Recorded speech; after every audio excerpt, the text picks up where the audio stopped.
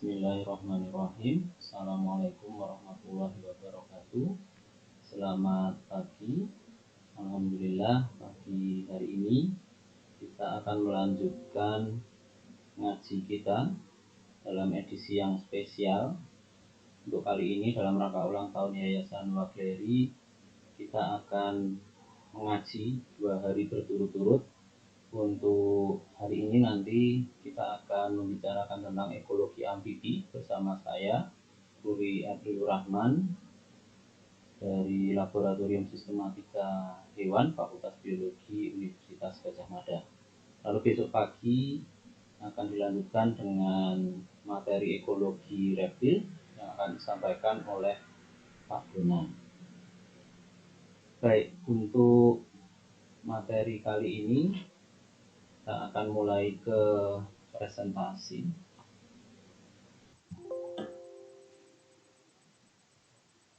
Baik, seperti yang sudah disampaikan oleh Bu Aisyah tentang pengantar ekologi, berbagai komponen yang ada di dalam ekosistem ini cukup kompleks. Ada komponen abiotik dan komponen biotik. Kalau kita rinci lagi, dari biotik ini berbagai jenis hewan, tumbuhan, mikroorganisme, dan komponen-komponen hidup yang lain ini akan berinteraksi bersatu padu membentuk suatu keseimbangan, suatu siklus dengan menempati relung abiotik yang beberapa, kalau kita bicara tentang amfibi, biasanya ada di sungai, danau, selokan juga bisa, bahkan di sekitar kita di lingkungan perumahan juga sering dijumpai. Nah, ini berbagai komponen ini saling berinteraksi. Kaitannya nanti apa? Untuk hari ini kita akan bahas lebih banyak tentang ekomorfologi dan ekofisiologi pada amfibi. Nah, untuk awal dari ngaji ekologi amfibi kali ini, kita akan coba kenali dulu amfibi itu seperti apa. Ini tadi ekosistem yang sedikit sudah saya singgung, cukup banyak kemarin dijelaskan juga oleh Bu Aisyah. Jadi untuk amfibi ini bagian dari ekosistem, memiliki peran yang cukup penting. Ada beberapa diantaranya sebagai indikator lingkungan, karena dengan sifat-sifat hidupnya yang cukup unik, dan untuk kelompok amfibi ini bisa dibilang sebagai hewan yang sangat tergantung dengan lingkungan. Jadi ada beberapa komponen, nanti bisa kita lihat apa saja kaitannya dalam ekologi amfibi ini. Amfibi dalam kamus ini saya ambilkan dari website, bisa diartikan sebagai hewan dari subfilum vertebrata yang terdiri dari katak, kodok, salamander, dan sesilia, yang merupakan hewan antara, berdasarkan karakternya, hewan antara dari ikan ke reptil, karena masih memiliki sifat ektotermis, yaitu berdarah dingin dengan sel darah yang memiliki inti, jantung terbagi menjadi 3 ruang, dan yang paling unik untuk amfibi adalah melakukan metamorfosis. Jadi untuk larva ada di lingkungan perairan, sedangkan untuk dewasa nanti akan berpindah ke terestrial dan bahkan mungkin arboreal. Untuk karakternya ini ada beberapa yang cukup umum. Biasanya untuk amfibi ini memiliki tungkai kecuali Gymnophiona atau Sesilia. Untuk jarinya ada 4 dan 5, ini biasanya pada Hanura, tidak berkuku ataupun bercakar, kalaupun ada itu hanya berupa penandukan. Untuk kulit memiliki 2 macam kelenjar, yaitu mukosa dan racun. Pernafasan dengan insang, kulit, dan paru-paru. Insang ini untuk larva, lalu setelah metamorfosis akan menggunakan paru-paru dan dibantu oleh kulit. Berikutnya untuk sistem pendengaran, amfibi memiliki timpanum yang digunakan untuk merespon berbagai suara yang ada di sekitarnya. Ini cukup unik juga karena untuk amfibi sudah mulai dikembangkan suara sebagai karakter identifikasi, seperti halnya pada burung. Lalu untuk struktur giginya ada 2, ada gigi maksila dan gigi palatum.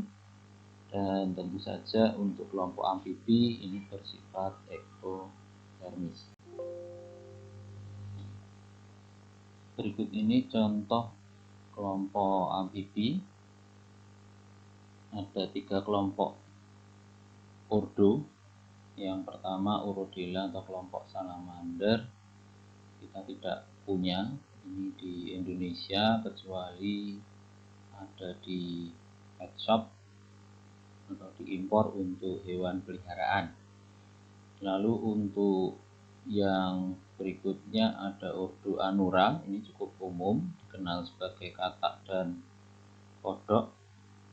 Ada di lingkungan sekitar kita, ada juga yang kadang tidak bisa dilihat tetapi ada suaranya. Lalu ukurannya juga beraneka ragam dengan siklus hidup yang cukup unik. Lalu yang ketiga Gymnophiona, ada amfibi yang bentuknya mirip cacing.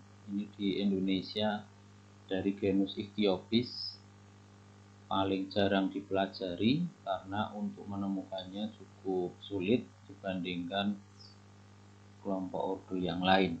Jadi untuk Cecilia ini biasanya berada di bawah permukaan tanah. Berikutnya karakter yang bisa digunakan untuk amfibi ada beberapa selain yang tadi sudah saya sebutkan.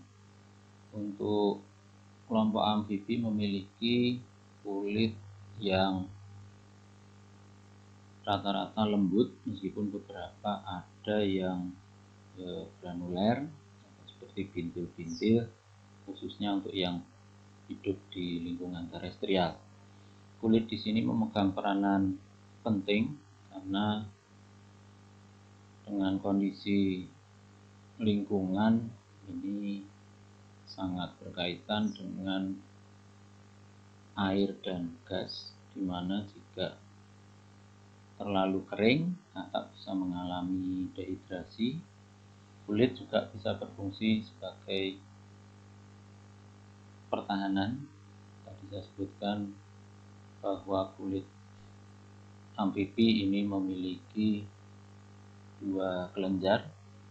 Lalu dari pewarnaan, pola warna ini juga bisa sebagai fungsi sosialnya. Berikutnya telur bersifat anamniotik.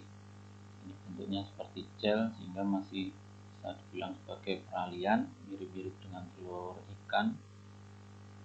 Nanti akan berbeda dengan kelompok reptil yang cenderung lebih mirip ke burung. Untuk jumlah jenisnya ini cukup banyak, dari Jawa, Sumatera, Kalimantan. Untuk pulau-pulau utama ini terus bertambah.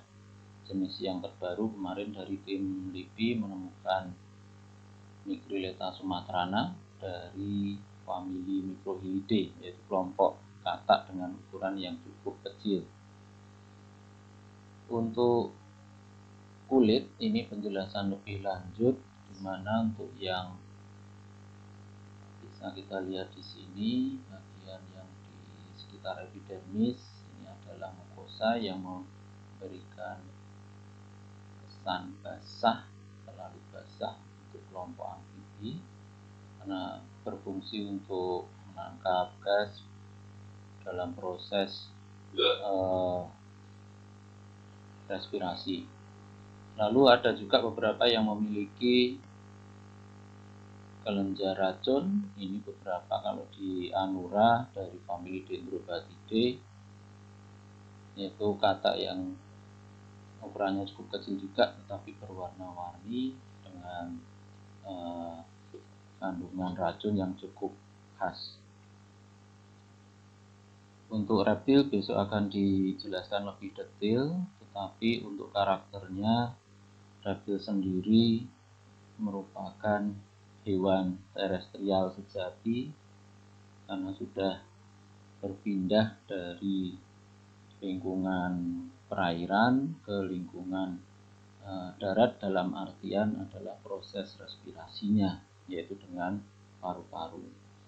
Karakter dari luar atau secara morfologinya memiliki sisik tanpa rambut dan bulu. Rambut ini karakter mamal dan bulu karakter burung, apes. Lalu telurnya bersifat amniotik. Ada selaput, ada cangkang meskipun tidak mirip seperti burung seutuhnya. Untuk amfibi dan reptil ini masih cukup jarang dipelajari, tetapi sudah mulai banyak yang berminat dibandingkan dengan burung dan mamal. Tentu saja jumlahnya akan jauh berbeda karena burung dan mamal ini cukup menarik dipelajari dengan berbagai keindahannya dibandingkan dengan amfibi dan reptil, sehingga untuk kesempatan sebenarnya cukup banyak penelitian tentang amfibi dan reptil ini untuk dilaksanakan.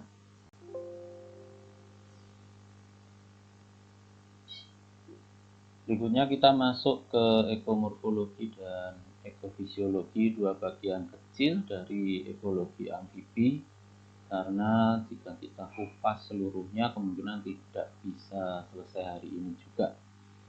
Jadi untuk dua hal ini kaitannya nanti dengan peran dan karakter amfibi di lingkungan ini seperti apa. Yang pertama adalah ekomorfologi, yang bisa diartikan sebagai morfologi ekologi, yaitu sebagai studi tentang hubungan antara peran ekologis individu dan adaptasi morfologisnya. Jadi bentuk amfibi ini berbagai macam dari beberapa sumber jurnal yang sudah saya tampilkan di sini beberapa untuk penjelasan.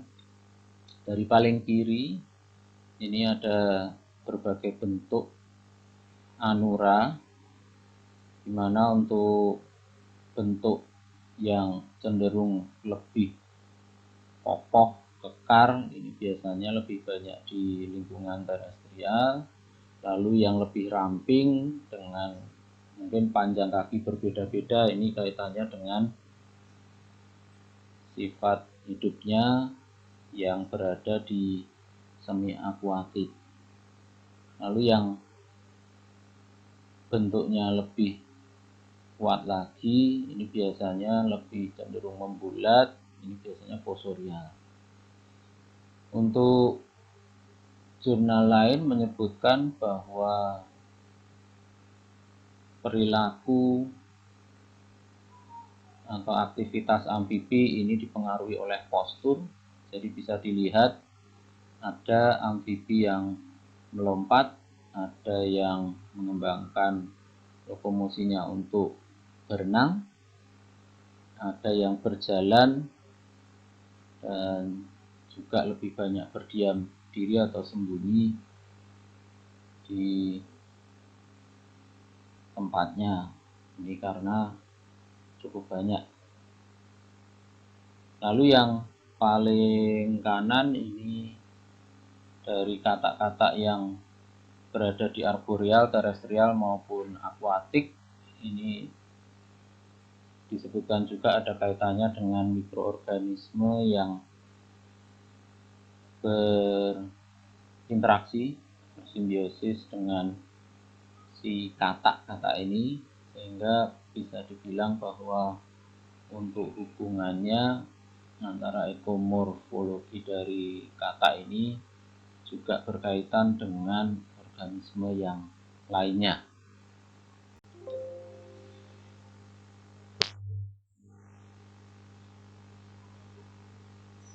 Untuk bentuk amfibi ini juga berbeda-beda.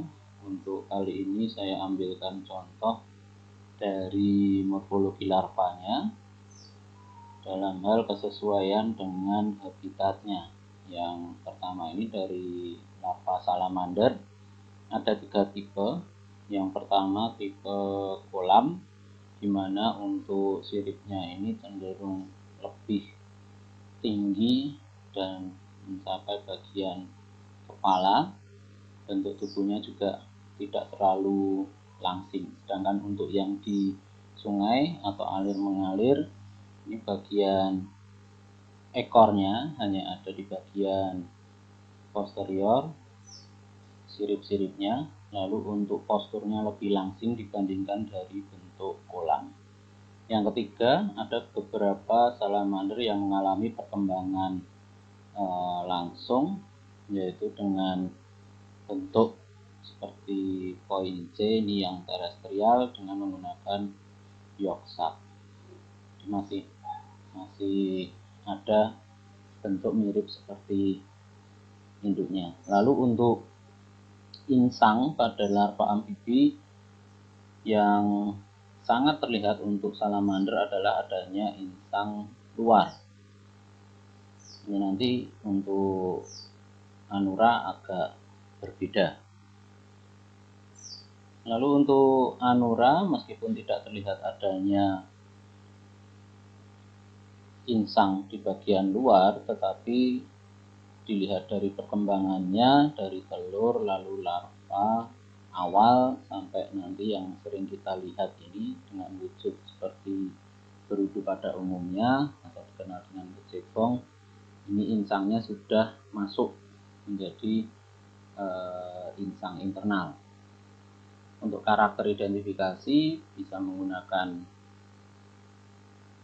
deretan gigi, labial tooth row pada beberapa kelompok.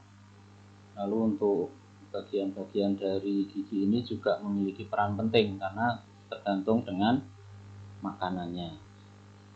Kalau kita lihat tadi salamander ada beberapa morfologi yang khas. Di anura lebih banyak lagi, namun untuk contoh ini yang di poin A gambar sebelah kanan, ini berudu yang memiliki relung di bagian permukaan air atau surface film, biasanya dengan mulut yang tidak memiliki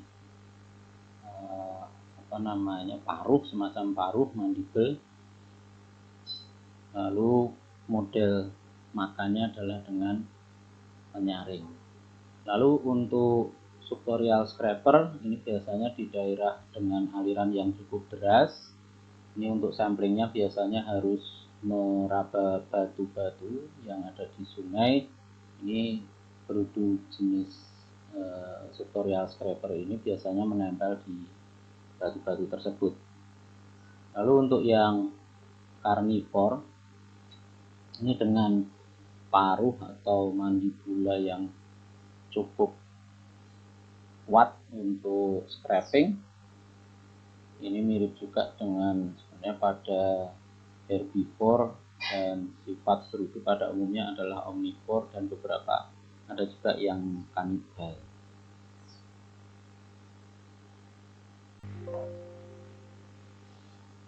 Kita lanjutkan untuk ekofisiologi.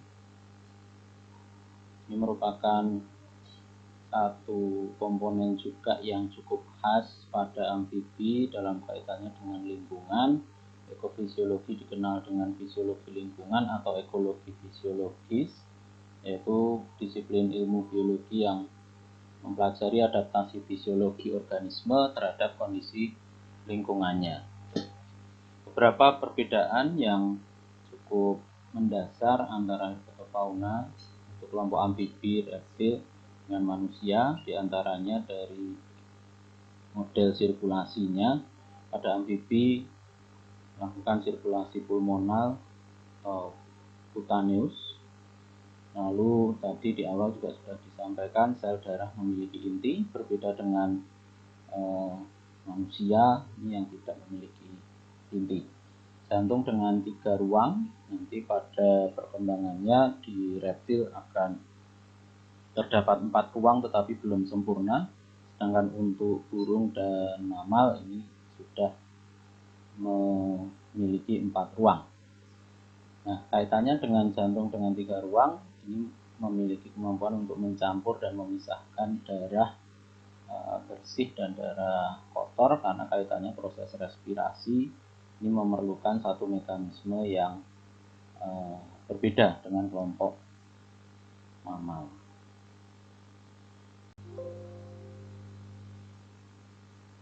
Untuk adaptasi dengan ekologi fisiologi ini ada 2 hal yang akan saya sampaikan sebagai contoh, terutama untuk kelompok Anura. Yang pertama adalah katak yang berada di habitat kering atau di gurun. Katak dengan kemampuan bertahan hidup di daerah kering ini akan memiliki kemampuan yang khusus. Biasanya pada saat kondisi kering, katak ini akan melakukan estivasi, dan setelah hujan pertama turun nanti menyentuh si katak ini, lalu akan mulai keluar dari tempat persembunyian atau yang sudah berubah menjadi kubangan air.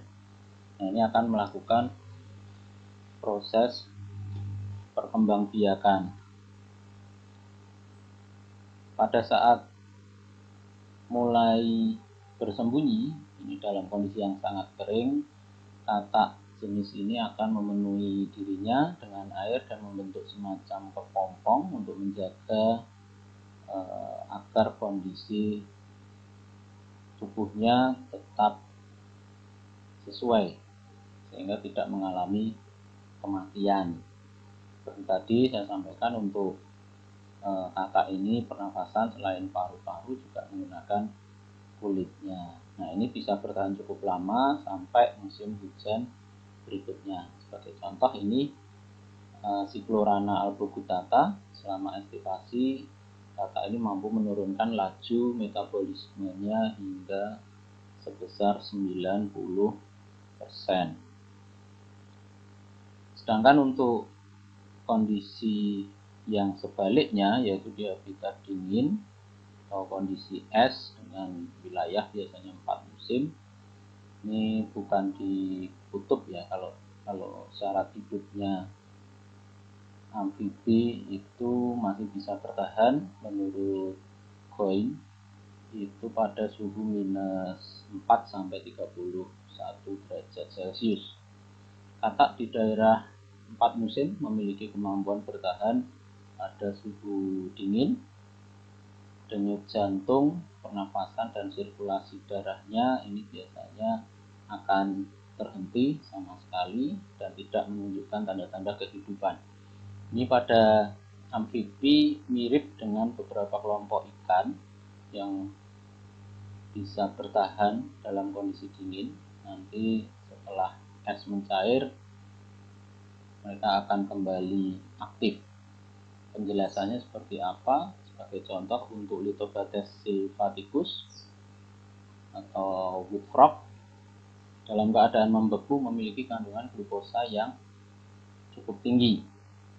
Katak dengan glukosa yang cukup tinggi ini akan menurunkan titik beku, jadi menjaga agar tubuhnya tidak membeku secara total. Kalau untuk yang di daerah kering tadi istilahnya estivasi, untuk yang di daerah musim dingin ini sering disebut sebagai hibernasi. Ini kadar glukosa kata terhitung bisa mencapai 550 milimolar per liter, padahal untuk normalnya hanya sekitar 1-5 milimolar per liter. Ini kalau dibandingkan dengan manusia memiliki kandungan glukosa biasanya 4-5 milimolar per liter.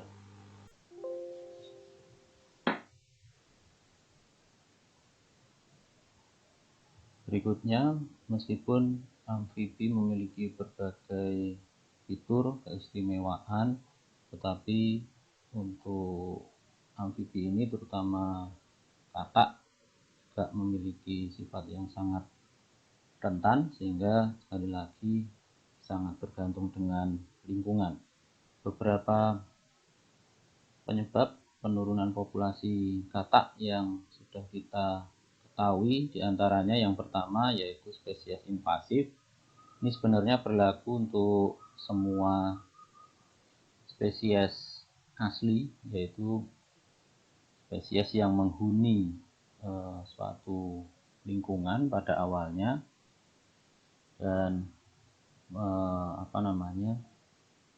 terganggu oleh spesies dari luar yang masuk ke lingkungan tersebut, sehingga entah itu sifatnya kompetisi sehingga kehilangan sumber daya untuk bertahan hidup maupun predator atau sifat predatori.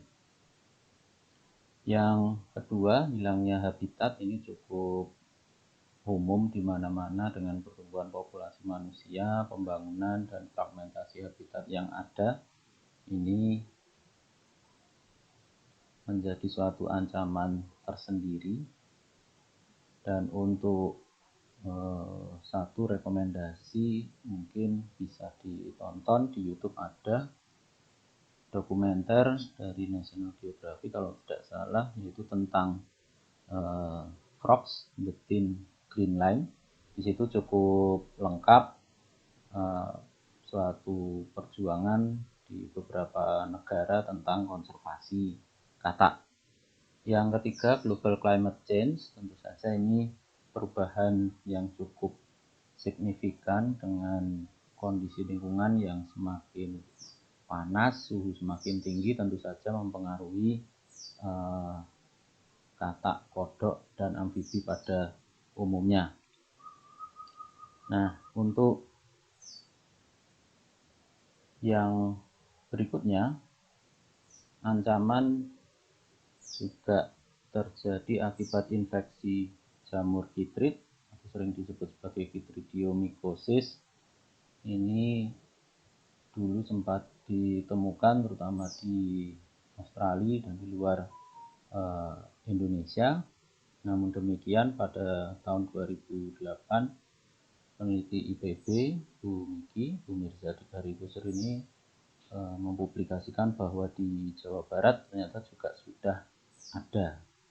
Nah, ini seperti halnya kondisi pada saat ini ya, kita mengalami pandemi COVID. Nah, mungkin pada saat itu chitrid mewabah, ini satu pagebluk tersendiri bagi kelompok katak, karena sifat-sifatnya ini juga agak aneh. Kalau kita ke lapangan, biasanya katak itu akan sangat aktif, tetapi jika sudah terinfeksi jamur chitrid ini akan terlihat lemah, lesu, kadang-kadang mudah banget ditangkap dan tidak lama biasanya akan mati. Lalu untuk yang berikutnya, mungkin penggunaan bahan kimia secara berlebihan ini juga akan membahayakan hewan-hewan yang sifatnya nanti bisa menjadi indikator lingkungan.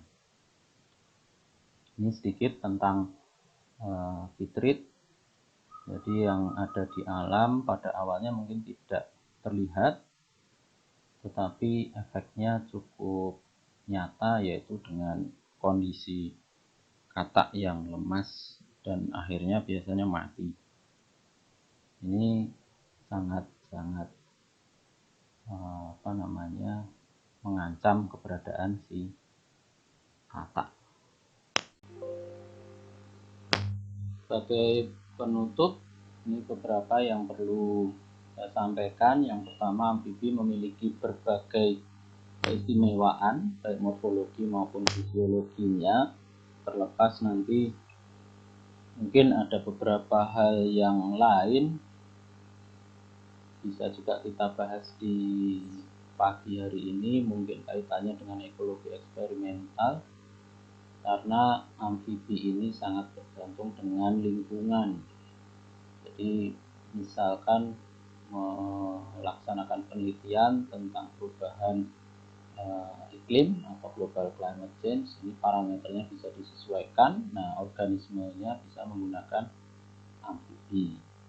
Yang kedua, amfibi memiliki berbagai peran di ekosistem, terutama sebagai indikator lingkungan, karena untuk respon terhadap lingkungannya, misalnya dengan bahan kimia di sawah terlalu banyak pupuk, itu juga bisa beberapa kadang terjadi malformasi atau bentuknya yang berubah pada saat embrio. Sehingga mari kita kenali amfibi yang ada di sekitar kita, dan salam lestari.